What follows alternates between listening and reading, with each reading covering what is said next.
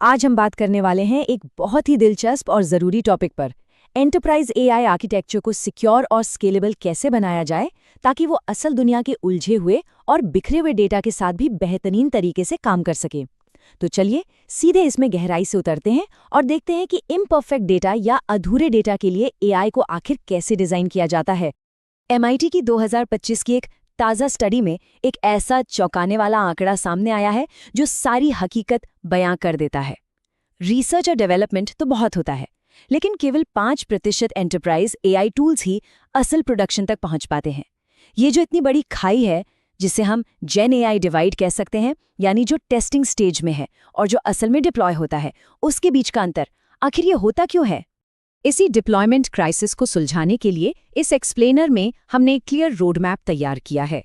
हम शुरुआत करेंगे एंटरप्राइज एआई की असलियत समझने से, फिर देखेंगे डेटा फाउंडेशन को सुरक्षित करना, उलझे हुए डॉक्यूमेंट डेटा को संभालना, एडवांस्ड चंकिंग और रिट्रीवल, और आखिर में द एंटरप्राइज रैग ब्लूप्रिंट।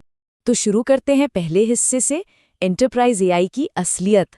दरअसल जो आम out of the box AI tools होते हैं वो कॉर्पोरेट माहौल में आते ही फेल हो जाते हैं। ऐसा इसलिए क्योंकि एंटरप्राइज डेटा रिपोजिटरीज कोई साफ सुथरी जगह नहीं होती।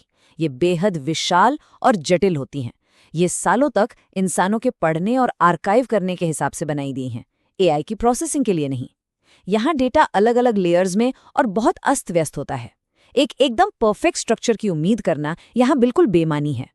और इसमें मूल रूप से 5 ऐसी कमियां होती हैं जो एआई का रास्ता रोकती हैं, जैसे कि इनकंसिस्टेंट मेटाडेटा, वर्जन ड्राफ्ट यानी एक ही फाइल के कई वर्जन होना, स्ट्रक्चरल डिग्रेडेशन जैसे पीडीएफ का खराब हो जाना, अलग अलग डोमेन साइलोज और बेहद कॉम्प्लेक्स क्वेरी पैटर्न्स। इन्हीं सब कमियों की वजह से एक साधारण रिट्रीवल ऑगमेंटेड जनरेशन यानी रैग सिस्टम पूरी तरह टूट जाता है और सही जवाब देने के बजाय सिर्फ गलत डेटा या नॉइज को ही बढ़ाता है। अब बढ़ते हैं अगले हिस्से की तरफ, डेटा फाउंडेशन को सुरक्षित करना। किसी भी ब्लूप्रिंट का सबसे निचला हिस्सा सबसे मजबूत होना चाहिए। यहाँ डेटा सिक्योरिटी और कंप्लायंस सबसे बड़े ब्लॉकर्स बन जाते हैं। क्लाउड मॉडल्स का इस्तेमाल वैसे तो बड़ा आसान लगता है, लेकिन यहाँ एक बहुत बड़ा पेच है। GDPR और हिपा जैसे सख्त डेटा प्रोटेक्शन कानूनों के कारण क्लाउड LLM का रास्ता रुक जाता है और इसीलिए एंटरप्राइजेस को मजबूरी में ऑन प्रीमाइसेस रैग आर्किटेक्चर अपनाने पड़ते हैं। ये पूरी तरह कंप्लायंट और सुरक्षित तो हैं, लेकिन इनका आर्किटेक्चर काफ़ी जटिल होता है। तो सबसे बड़ा सवाल ये है कि डेटा को अलग और सेफ कैसे रखा जाए, वो भी बिना बहुत ज़्यादा खर्च किए। पाइनकोन नेमस्पेस इसका एक बहुत ही किफ़ायती सल्यूशन है। ये पूरे डेटाबेस को स्कैन किए बिना ही डेटा को फिजिकली आइसोलेट कर देते हैं।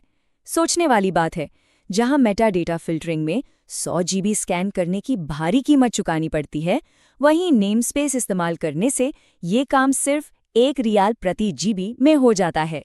चलिए फाउंडेशन से थोड़ा ऊपर आते हैं और देखते हैं इन उलझे हुए डॉक्यूमेंट डेटा को कैसे संभाला जाता है। इन अनस्ट्रक्चर्ड और बिखरे हुए डॉक्यूमेंट्स को एक सही फ्रेमवर्क में ढालने के लिए एक बहुत ही ठोस मल्टी स्टेप पाइपलाइन चाहिए होती है। खास तौर पर जब बात हो पुराने और फ्लैट PDF से मेटाडेटा निकालने की, तो ये काम 4 हिस्सों में बंटता है। पहला डॉक्यूमेंट इंजेक्शन, फिर टेक्स्ट या OCR कन्वर्जन, उसके बाद सही चंक सिलेक्शन और अंत में LLM जनरेशन।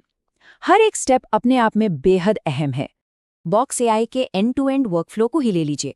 यहाँ टेक्स्ट कन्वर्जन और चंक सिलेक्शन एक साथ मिलकर ऐसे काम करते हैं कि LLM तक डेटा पहुँचने से पहले ही आधी समस्या हल हो जाती है। असली स्ट्रक्चर यहीं पर तैयार होता है। अब बात करते हैं एडवांस्ड चंकिंग और रिट्रीवल की। सिस्टम का वो हिस्सा जो ये तय करता है कि लैंग्वेज मॉडल को कौन सा डेटा चंक दिया जाए, वो बड़ा स्मार्ट होना चाहिए। केवल कीवर्ड्स मिलाने वाली साधारण कोसाइन सिमिलैरिटी यहाँ धोखा खा जाती है। यही एंट्री होती है NER एनहांस्ड बूस्टिंग की। ये एक ऐसी एडवांस तकनीक है जिसमें नेम्ड एंटिटी रिकग्निशन का इस्तेमाल होता है, यानी सिस्टम उन टेक्स्ट चंक्स को प्रायोरिटी देता है जिनमें टारगेट मेटाडेटा की सच में काम की जानकारी छिपी हो। ये सही और सटीक जानकारी निकालने का बहुत ही जबरदस्त तरीका है। अगर हम रिट्रीवल की एक्यूरेसी नापने वाले F1 स्कोर को देखें, तो 4096 कॉन्टेक्स्ट विंडो के अंदर बेसलाइन कोसाइन सिमिलैरिटी का स्कोर सिर्फ 0.66 था। लेकिन जैसे ही चंक री-रैंकर के लिए एक न्यूरल नेटवर्क लाया गया, ये स्कोर सीधे उछलकर 0.76 पर पहुंच गया। रिट्रीवल के मामले में ये एक बहुत ही विशाल छलांग है। और इस पूरे प्रोसेस में चेन ऑफ थॉट या COT प्रॉम्प्टिंग LLM की सोचने की ताकत को और बढ़ा देती है।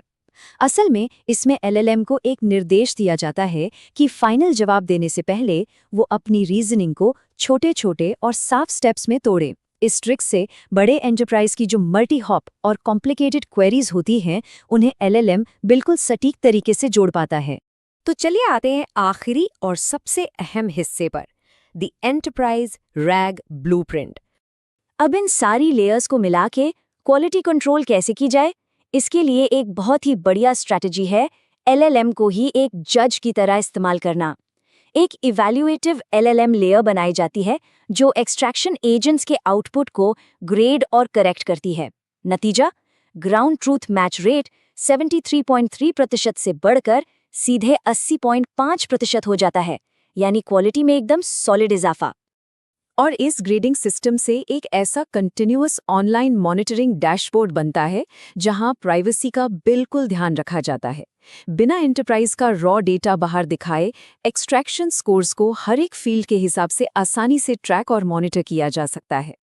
आज के इस पूरे एक्सप्लेनर का सबसे बड़ा टेकअवे दरअसल इस बात में छिपा है, विश्वसनीयता इस बात में कम निर्भर करती है कि AI मॉडल का साइज क्या है, बल्कि इस बात पर ज्यादा करती है कि सिस्टम डेटा स्ट्रक्चर की कमियों की भरपाई कितनी अच्छी तरह करता है।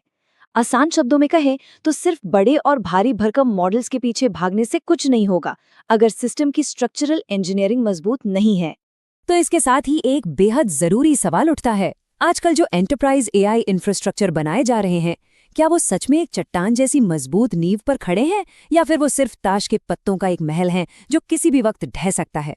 इन सवालों पर विचार करना और इस ब्लूप्रिंट की मदद से अपने AI आर्किटेक्चर को फिर से परखना आज के वक्त की सबसे बड़ी जरूरत है।